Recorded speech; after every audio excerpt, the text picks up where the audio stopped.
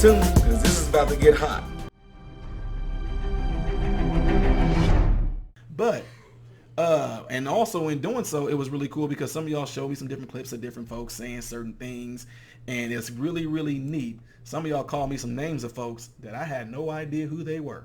But I'm glad you did, because it made me look into these folks, and I'm like, wow, these people are way more prominent figures than what I am. I mean, way more prominent figures than what I am. And most of them are into politics, but it's amazing that they're saying stuff that I'm saying. I'm doing this based off of experience, like from being down there on ground zero, coming out of the stuff, going there and talking to kids. I told y'all I'm ignorant to a lot of stuff. That I'm ignorant to politics. I don't know what the judicial executive, I don't know what any of that stuff is. I don't know what a Republic is. I don't know what a Democrat it is. I don't know what a liberal is. Y'all be saying things, y'all. I told my wife, I had to ask my wife, I'm like, what do people say when they talking about the left got this going on and the right got that going on? I don't know what that stuff is. So, anywho, what was really cool is that it led me to, because y'all call me names of people, like somebody called me, one of y'all called me Candace Owens, and now that I looked at some of the stuff that she did, oh, that's a compliment. So thank you. Then some of y'all talking about what's his name, Larry Elder, and I find it really interesting. I'm gonna have to show y'all a little clip here of this show that he was on, and I think it's really, really fascinating. So I'm gonna pretty much like I'm kind of stalling right now, you know, like how it is where y'all know the time ain't coming up, like Lil Bow Wow was doing it right, and the time wasn't here yet. So I'm waiting for this video to upload here, so I can pretty much show y'all the specific clip right here. Twirling around the gun, so just for saying that last year, and there was one time I had a guest. Let's see. In America, I've never been to Africa. Not African American. So here, I want y'all to listen to this right quick, okay? 5, 4, 3, 2, 1. Here we go. I want to get this right, so I want to look at my notes for this. According to this, you are black. Is that correct? That is correct. That is correct. Okay. Not African American. That's not a term I like. How come you don't like the term African? Ridiculous. I was born and raised in America. I've never been to Africa. Why am I an African American? Most of my people have been here longer than most of the other people in this room. Yet most people don't have a hyphen. I'm an Italian American, Greek American, Romanian American. It's an absurd term. It's a term that Jesse Jackson almost single-handedly crammed down the throats of our media. And after Jackson began to talk about why blacks should have some connection to Africa, all of a sudden, New York Times, LA Times, all of the media began using that expression. It's ridiculous. Yeah, I mean, I personally don't use the term African American that much, because one time I had a guest on the show and I referred to her as African American. She said, well, I'm actually Jamaican. So, you know what I mean? So I guess that goes to your point. And I remember reading one time, Dave, somebody was given a description of some suspect who had done some crime, was running away, and he was described as an African American. How do you know where he was from? Could have been from Africa, could have been from Jamaica, could have been from Canada. So what do you make of that when someone like, because I know you really rail against Jesse Jackson and these guys on the left that use, and I want to talk a lot about identity politics. Okay. So the guys that use these phrases, what are they going for there? Well, what is the goal there? The goal is to tell black people that we're victims, that discrimination and racism remain major problems in America when in fact they don't. And they want black people to vote for the Democratic Party. The Democratic Party gets 95% of the black vote. And the reason they get it is because blacks are convinced that the number one issue facing the country right now is social justice, racist white cops, discrimination, systemic racism, microaggression, whatever new word they come up with. And it's a bunch of nonsense. The number one problem domestically facing this country is a breakdown of the family. And President Obama said it. I didn't. A black kid, or kid, not just a black kid, a kid raised without a dad, is 5 times more likely to be poor and commit crimes, 9 times more likely to drop out of school, and 20 times more likely to end up in jail. So you're far more likely to end up in jail without having a dad than you are because of a white racist cop. Right. So, but you wouldn't not acknowledge that there are some systemic issues. Give me an example. Tell me what you think the most systemic racist issue is. What is it? Well, I would say that because black people in many cases, were descendants of slaves, that racism as an institution, that it just, a certain amount of it just exists. 2015?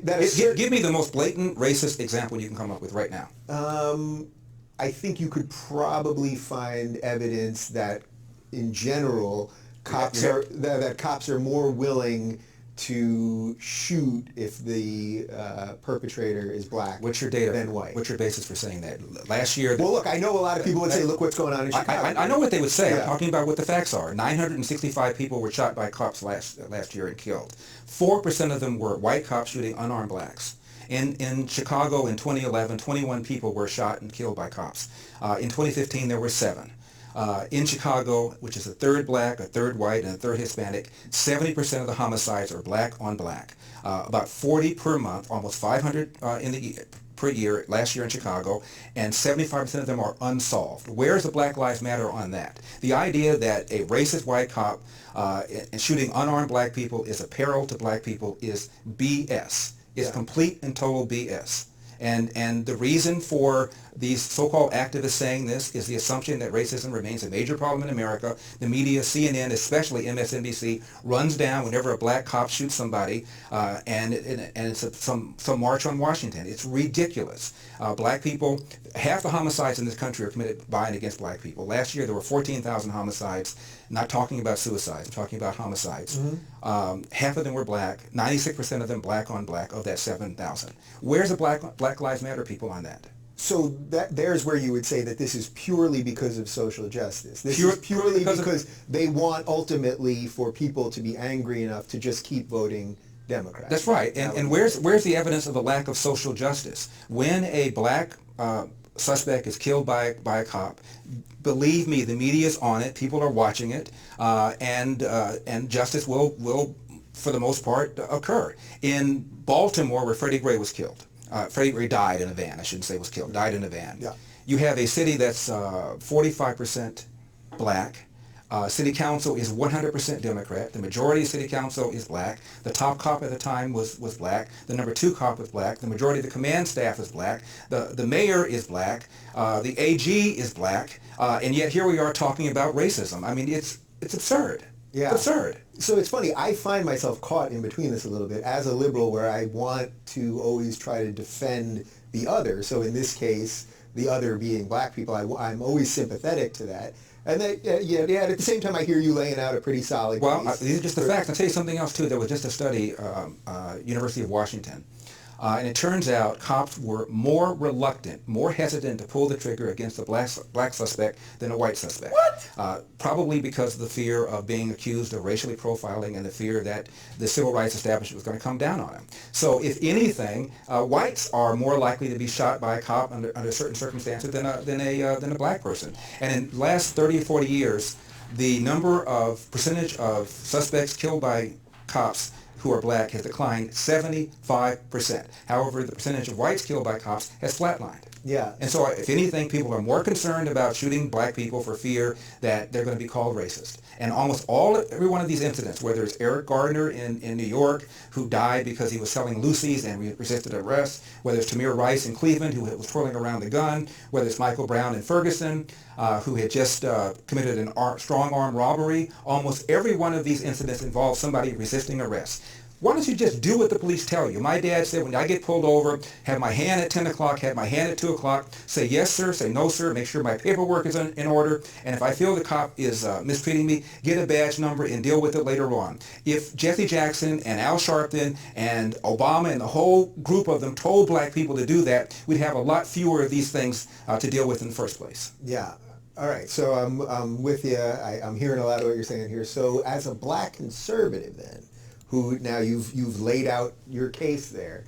But you haven't laid out yours. I asked you to name the most important example of racism, and you gave white cops going after black people. And I told you, gave you the facts for that, so that's nonsense. So you must have something else. What else is it? If you think racism remains a problem in America, give it to me. Well, I think it remains a problem. Give it to me. It may not be systemic in that it's not like you're not being hired because you're black. There's no systemic reason, legal reason that exists, that kind of thing. But I think that racism as a general theory exists. I need some specifics. You gave me the white cop thing. What else? Give me another example where you think is a problem. Well, as a black conservative, tell me how do you get people to come around? You're the one who made the assertion that you think racism remains a major problem in America. I asked you to give me an example. You gave me white cops going after blacks. As far as I'm concerned, you didn't hold it up very well. What's the other argument you have? What's the other thing? Well, I don't know that it's systemic in the sort of macro sense. I'm not mad. I just want to know what it is you're talking about. That's exactly what that's. Yeah. Believe me, that's 100% why I wanted to have you. Blacks here. are not getting into school. BS. We have affirmative action. So a black person with an SAT and a GPA of X will get into a. Okay, I'm gonna stop it right there. So again, to the ones that sit me on this actual pretty cool journey that I have not been down before, that's why I was doing like this. Thank you, because I would not have come across this right here had I not started looking at some of the stuff that y'all showed me, because what it did, when y'all gave me some of these different links that I clicked on after I watched some of these links or read some of these things, it kept on coming up in these certain suggestions. So I spent hours just clicking on the next video, on the next video, on the next video, and I was just like, yes, because one of y'all called me the something of this person right here. Then y'all say, oh my God, you just another Candace Owens. And y'all should not have done that at all. Because I'm like, I didn't know other people thought that way. Then you come to find out, especially like at work, when I talk amongst other blacks, a lot of folks think that way. I'm talking about black folks that's just like me. We don't have nothing to do with politics. Guys, I've never voted in my life. You can get mad at me. You can say, well, you're the I don't care what you say. Just like you have a right to have a license to drive, and you decide not to drive. I'm not going to get mad at you. So don't say anything to me. And I told you, I don't do nothing without going into something without knowledge of it. So I'm not going to vote if I have no idea what I'm voting for, why I'm voting, who the person is. I don't know anything about a Republican, Democrat. I didn't do none of that. But I do thank y'all for leading me on this little journey of research stuff to find this out right here. So what y'all did, what a lot of people did, is exactly what this guy, Larry Elder, on this Rubin Report show, Rubin Report, he did exactly what a lot of y'all did. Well, blacks, the cops, and then boom, he hit him with the facts and the statistics, and now he's like, what's your next thing? Give me something else. And that's what I actually said to some of you guys. Like, y'all say, I was saying to some of you, I know you say this, but I don't see it. And it doesn't make it just crazy behooves me that it's like, okay, I grew up in the hood, and for somebody to say I feel safe walking down my neighborhood, that shows white privilege. So I feel safe walking down my neighborhood when I grew up in the hood around the projects. And is that black privilege? Well, you can't say that, because guess what? Tons of white folks came in and out where we lived at, whether it was, we don't know half who these folks was, but nobody messed with them. Movies did that stuff where you walking down a bad neighborhood, a white woman, and all of a sudden somebody get behind her, hey girl, where you go? I mean, come on, man. Nobody ever did no stuff like that. People are into doing stuff real quick. They come and snatch a purse, do this, whatever. Don't get me wrong, people do bad things. But the area that I lived in was considered to be a bad area up in the big city. And also when we moved to central Illinois, they call it baby Chicago, Decatur, Illinois, all over there. It's like, I don't understand why. If I'm sitting here saying our biggest issue, like he just said right there too, and I was telling y'all that in some of my older stuff, the biggest issue that it came down to was the fact that we are killing each other and we don't have no dads. No, that's not it. It's the white privilege and the racism. Get the heck. So really, when it all comes down to it, it's this. I can talk about my mama, but you can't talk about my mama. I can kill another black, but you can't kill another black. And I said this the other day, if Black Lives Matter, because I know they reached out to me and tried to get me to join, but it wasn't happening. If Black Lives Matter, then how come Black Lives ain't matter when another black person kills another black person? All you got to do, by the time y'all have watched this video, it's probably 4 or 5 people already got shot and killed in Chicago. Well, how come Black Lives not mattering? You know what I'm saying? So that's why I told y'all, when you see, unless you actually been approached by the organization and been a part of it, which I have, I'm not going to name them off because I'm not trying to bring no darkness to them. But when it all comes down to it, all these people, not all of them, because there are a lot of people that's part of his organization that have really good hearts, that's really trying to help people like what I do.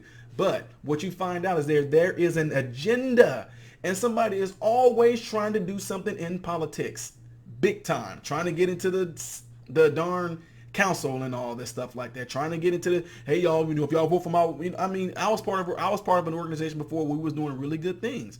My job was allowing me to leave because of what I was doing. My job was allowing me to leave for 2 hours to go down to community schools and all the stuff like that, after school programs, not after school programs, but schools where children were at risk in high crime areas. I'm going there doing lectures, talking, doing whatever, helping these young men out. These young men was coming to the meetings that we had with this organization that I was a part of. They was letting us know how they felt. They was letting us know the anger they felt. They was letting us know, and guess what? All of them, man, my father was there. All of them was saying the same thing and don't even know each other. Now, what we end up finding out is that there was a lot of people that was part of this organization. All they were doing was trying to get their names out there to be on some billboard, to be on something where they can do something on the council. And they claimed that once they got into the council, yeah, y'all vote us in. Y'all make sure y'all, young man, you go out there, you ones that's come here, y'all go out there and tell y'all friends, tell them brothers in the hood to come out there and vote for Miss such and such, or vote for Mr. such and such and get a. They got voted in. Didn't do nothing. Didn't do nothing. Let those young black and white guys that stayed in the same areas that we grew up in, let them down.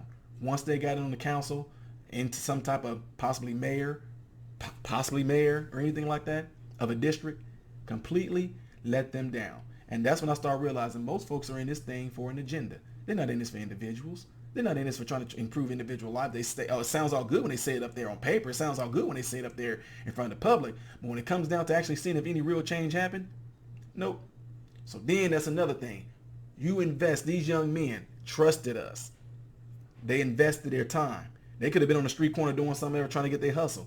But they came to these organization meetings to hear us speak about how we're going to try to help them. And I'm saying we because I was a part of that.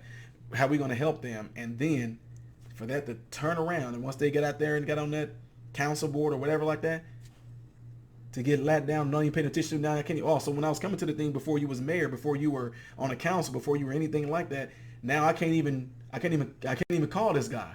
Well, I'm busy. You got to take it. But before that, you was begging for my votes and begging for me to try that. Now you even another man that actually was starting to have an influence on a young black man's life got let down by a man. Now that almost just killed all of them. That's why I can't trust no man. Man, see, I ain't had no father, and then this man tried to act like he wasn't gonna be a father to me, and all he cared about was trying to get. Boom, wrath kicks in. These dudes go back on the streets, don't even care no more, because guess what? If you don't care about their lives, and they already kind of didn't care about their lives, well, you just pretty much put that to the 10th power.